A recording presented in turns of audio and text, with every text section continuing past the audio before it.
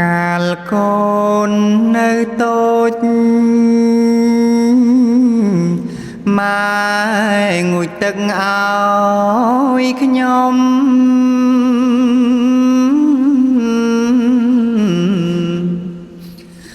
ឥឡូវកូនធំកូនងូចទឹកឲ្យម៉ែបញ្ចុកចំណៃ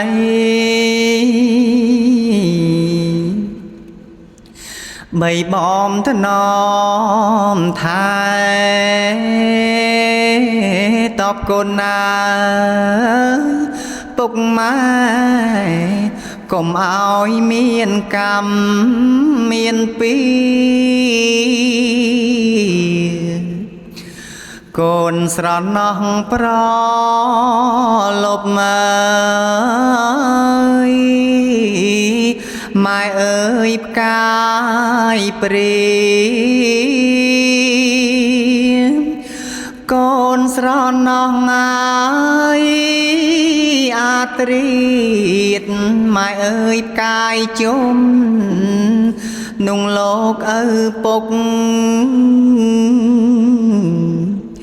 លោកមានគុណធំ